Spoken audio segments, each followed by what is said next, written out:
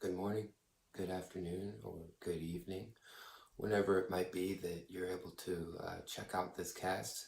This is reDigg News for Lab Setup Media and R&D, and I'm your host, Steph. We are going to get right into it. What I do here is I go through the site Digg mostly, and we dig a little deeper into a couple of the articles, a few of the things that are in there.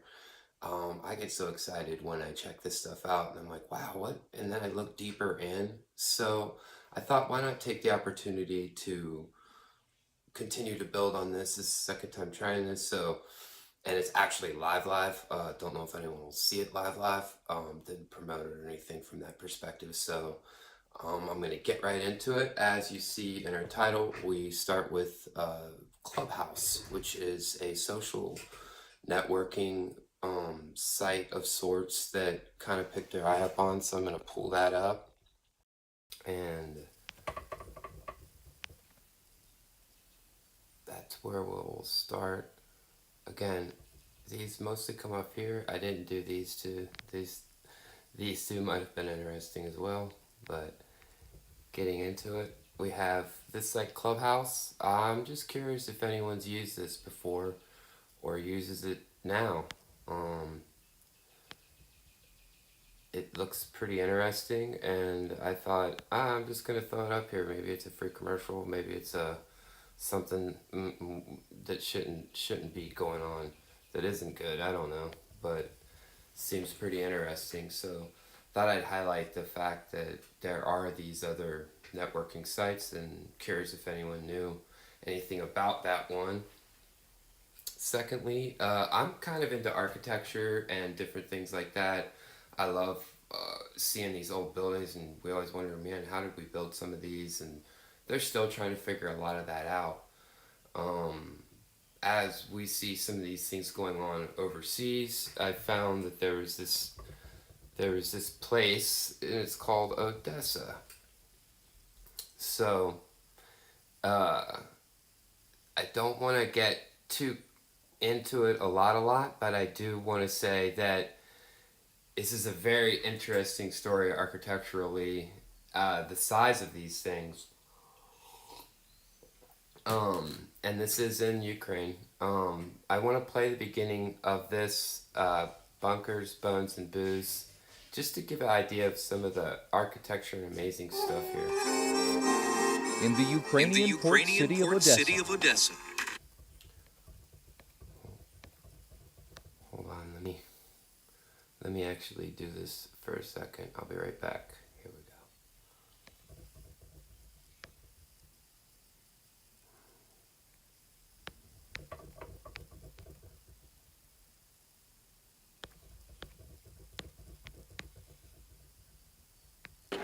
Deep below the bustling squares, and far from the tourists visiting the Potemkin Stairs, lies a mysterious underground world where stone was mined for the city's grand buildings.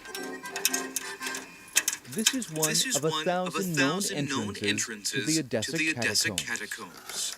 Equipped with a hard hat and flashlight, we make the 25-meter descent, led by guide Stanislav Galinovsky, who works for a local tour operator.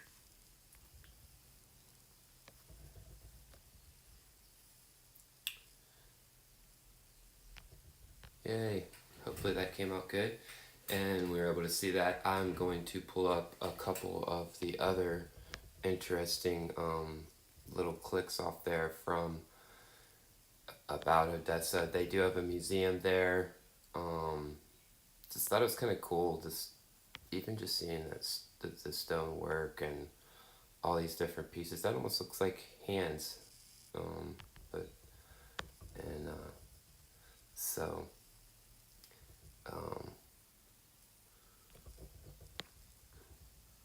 and and this site Exutopia, which is also a link off of that article, is also going to show you a lot of really interesting stuff. So I recommend going to this site too, Exutopia. Alright. So we're clicking stuff off. and moving into each segment. Hopefully it's going well here. Next, the fair value myth. Ran into an article with someone who was actually doing a review for the new Apple iPad. I just found the beginning of his talk about the review pretty interesting about the idea of the fair value myth. So I want to play that for you. I'm going to turn off my mic. Give me a second.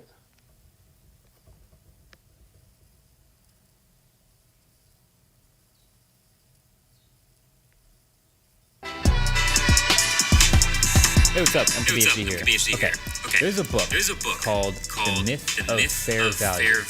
And in that book, it's all about pricing strategies for different products, things like that. And in that, there's a study that they go over about purchasing patterns. So in test number one, the company selling a product offers a regular option and a premium option. And 4 out of 5 people picked the more premium one. So then in test number 2, they added a third cheaper option to see if they could maybe increase revenue by looping in an audience that's looking for a cheaper, lowest possible price. Turned out the cheapest option was kind of just ignored, but it completely flipped the ratio of standard to premium purchases, because now people would assume that the middle one was the appropriate value. So then in test number 3, they took away the cheap option, but then added an ultra premium option over the top. And this ended up flipping the ratio right back to the original premium one, but also some portion of people just went with the more expensive one just because that's what they want. And so this ended up with the highest overall revenue generated. Pricing ladders are very real and very much designed to get you to spend as much as possible and make those companies as much money as they can. This is the new 20...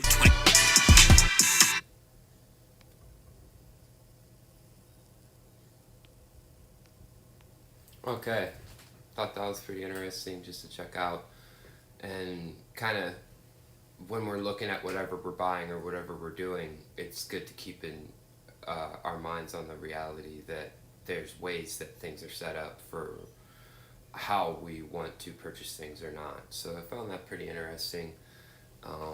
Next segment I just called Coin. So this is about some of the emerging discussion around cryptocurrency. So I'm just going to pull up some relevant articles here. I guess they're calling them no coiners. This is today the first day I've actually heard that term personally. So definitely felt like it was relevant to share out. This article here specifically written by Ruchira Sharma on Vice. I do recommend reading it yourself and coming into this. So and kind of getting a fuller understanding about what is going on. For instance, these new coins aren't investments, but just a means of transferring capital from the naive to these figures. Look into who actually owns it, then who actually owns all these things. It's something to consider, and also to consider the use, how much power it uses. So generating a Bitcoin uses about 91 terawatt hours of electricity a year. As the New York Times points out, that's more than the amount used by Finland, home to 5.5 million people. Cryptocurrency's electricity usage has increased by about 10 times in just the past 5 years. Now, I'm going to tie this in. Again, we go deeper on a lot of this sometimes, and this is going to be one of those moments where we cross over to another article that I had found from a few days ago, and this is about Denton, Texas. This is BuzzFeed News. The article was written by Sarah Emerson.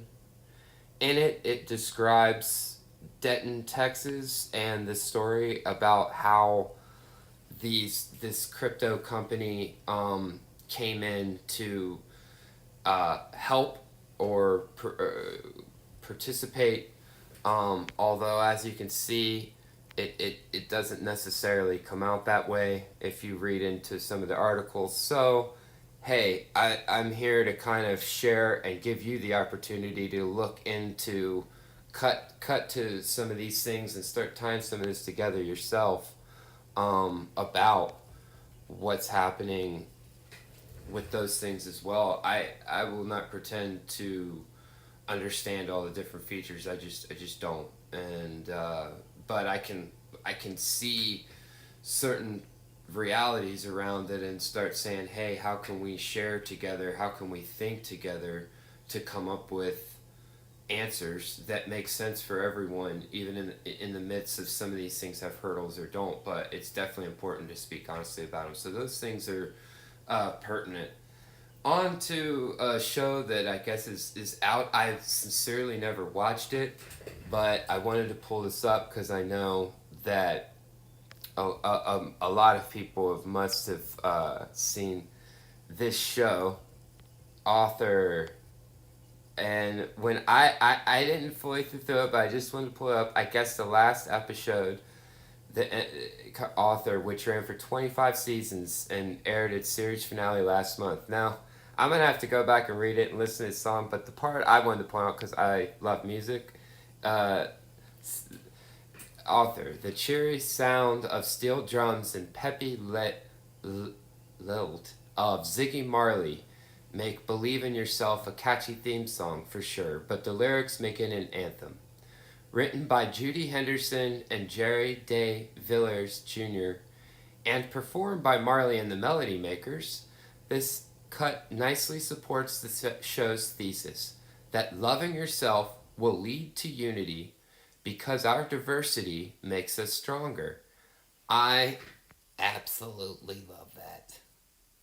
So, I wanted to share that for that reason. I love that little segment and was glad to just share it out loud and get that on video. And I'm going to listen to that song, find out more about it. I love Ziggy Marley, Tomorrow People, and things. So yeah, who knows? That was just an interesting little component. Next section, Digitalis Lunatic. Now, this one got me going a little bit deeper, and I'm sitting here thinking, okay, where are we going to head with this one? Where does this come from? Well, there was an article today, and this gives you an idea how I ended up finding this. The article is from Discover Magazine. Let's see, we want to get to Foxglove in the end, but let me get back to the beginning. This article, 5 Medicines Derived from Poisons. These natural substances can kill you or save your life, by Allison Futterman. Written yesterday.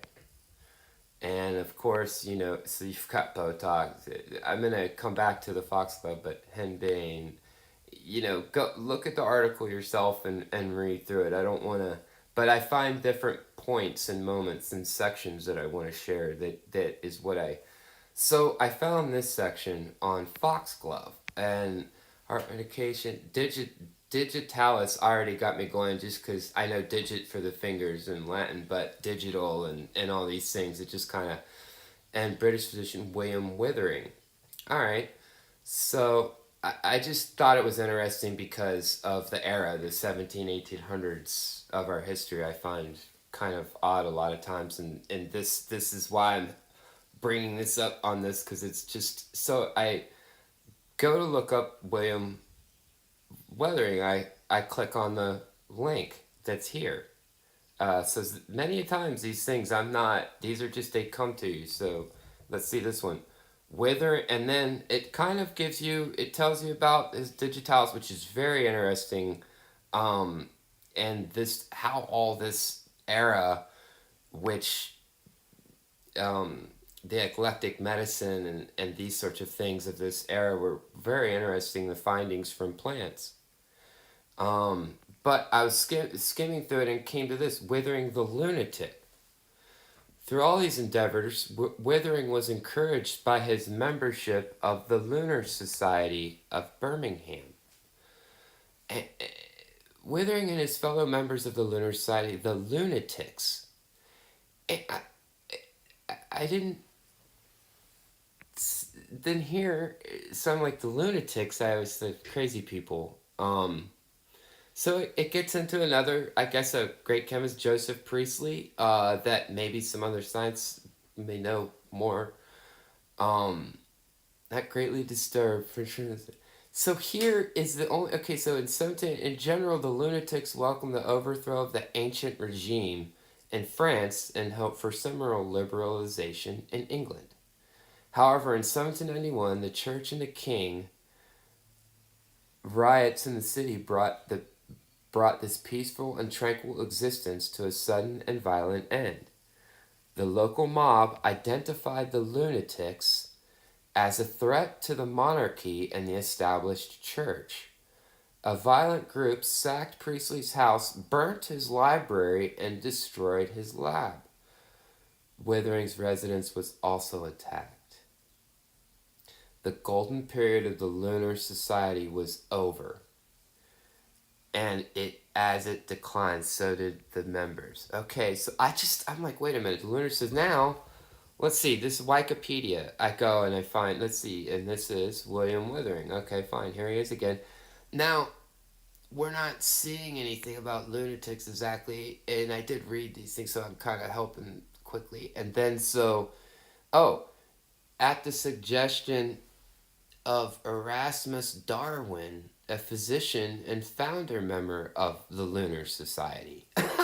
So it's just kind of, I'm like, okay, wait a minute. So, and then, okay, so William Withering, lunatic. All right. So here I came and I found these two, which this one, William Withering and the clinical value of Digitalis. This couldn't have been written today. I don't know how. Wait.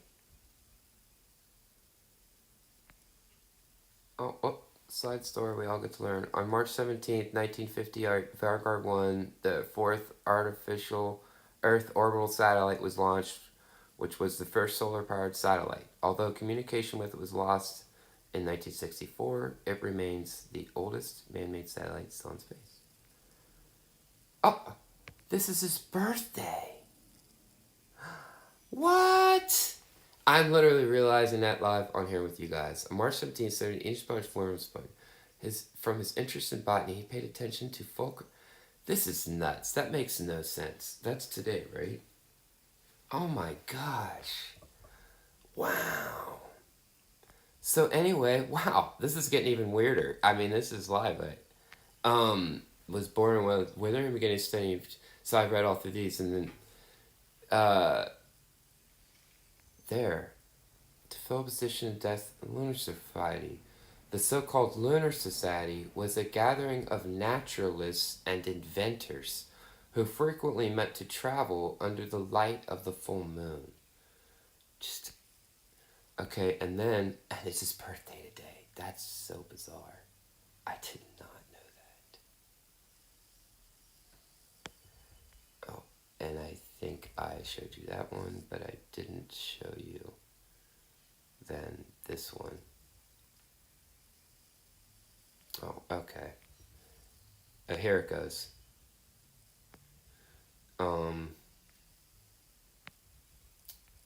Sorry, let me try to... See, here we go. Now here it's mentioned again. Says when he died, I didn't even... his foxglove is Digitalis. I just love it. And he was an active member of the Lunar Society, a group based in the Midlands, and he contributed substantially to many and varied activities of its members known as the Lunatics, or the Festive Philosophers. So, yeah. We end up with this story, and finally, I type in lunatic, right? Just by itself, what does it mean? A mentally ill person. It has no connection in any way here, even, well, they're foolish. Look, lunatic, let's see. What, madness. None of this stuff is connected. Lunatics. To be put,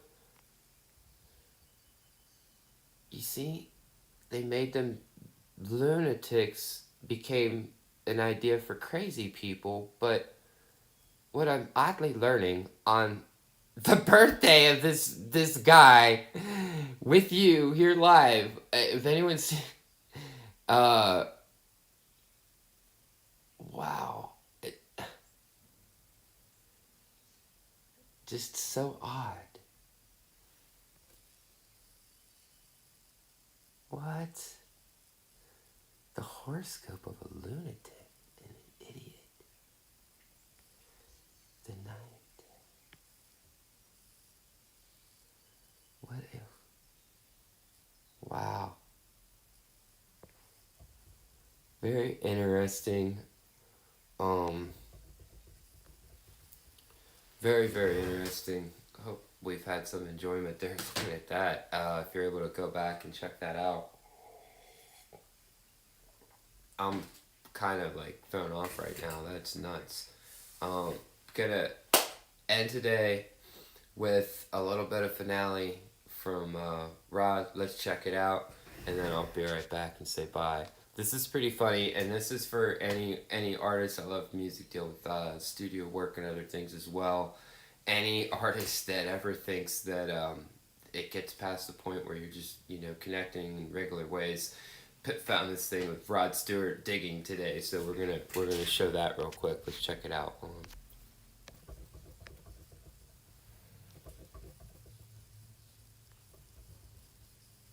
This is the state of the road where we are in Harlow, and it's been isolated, so it's a National Plaza, and the other day there was an accident for the first car. My Ferrari can't open the door, so me and the boys thought we'd come and do it ourselves. So this is what we're doing, filling in the hole, so I'm really beginning the pound being stuck on the A11,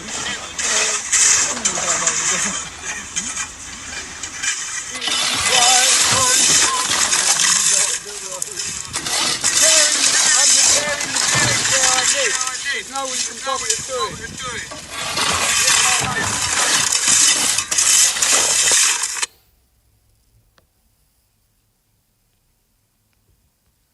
Just fantastic. I just thought it was great. Anyways, happy birthday to William Witherington. That whole story in the Lunatics. Very curious. I'll keep looking into it.